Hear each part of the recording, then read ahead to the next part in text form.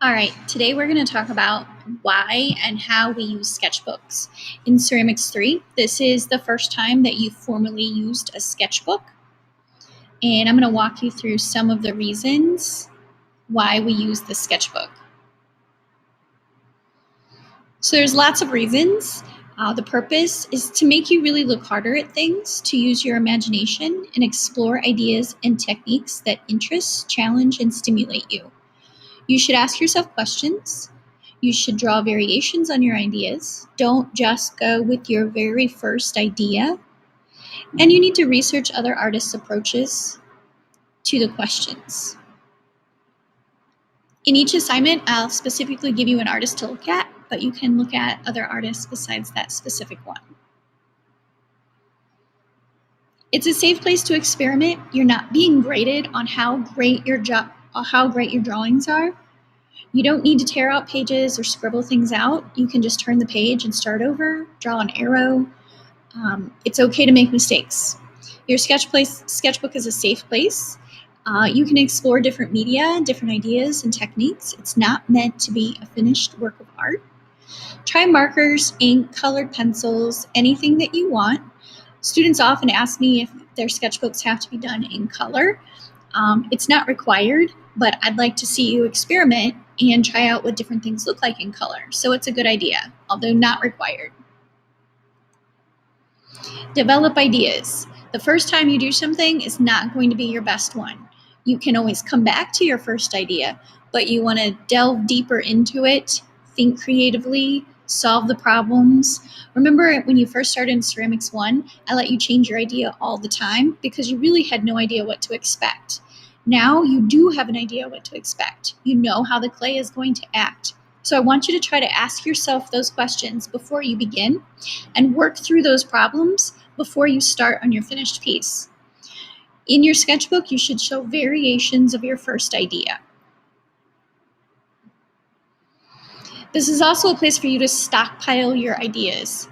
This is where you should be dreaming, daydreaming, working through ideas. Keep all your drawings in one place. Your formal sketchbook assignments have to be done in a specific format that we'll discuss in a moment, but you should always be dreaming and keeping your ideas in your sketchbook. You never know when you're going to be able to use one of these ideas later on down the road.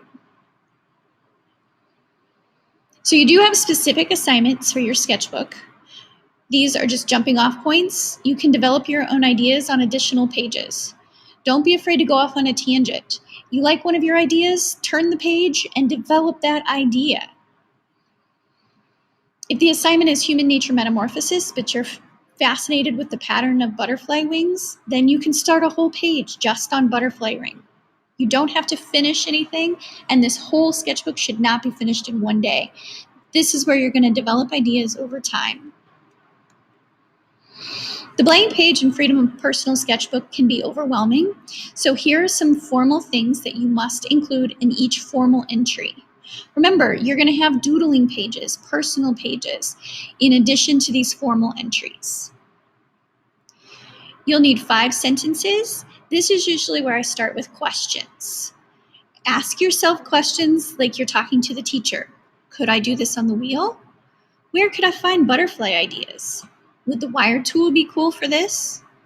You're asking yourself questions as you are brainstorming. You can have in one of your sections, you can have 5 sentences or 5 questions.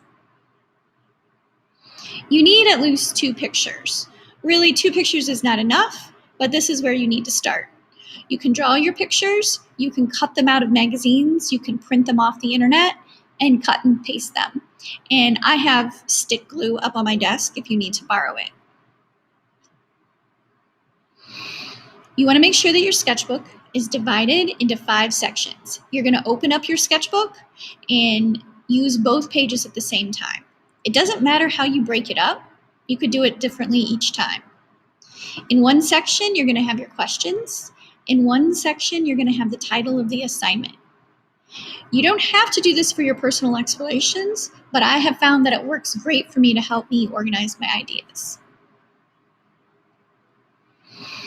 Remember, your sketchbook is going to develop over time. Don't work on your sketchbook and think that you're done in one day. Return to the same entry, and you might have 6 different entries going at one time. That's okay. Whatever you feel like working on that day, that's what you should work on. Don't try to force it. If you're not feeling a drawing one day, turn the page and start on a different one. Have fun. It's my hope that you're going to keep a sketchbook will be fun for you, and I don't want it to be stressful. Anything with a deadline can be stressful, so you'll have personal entries as well as the formal entries that you're graded on. And it's fun to look back over an entire year to see what you were thinking about.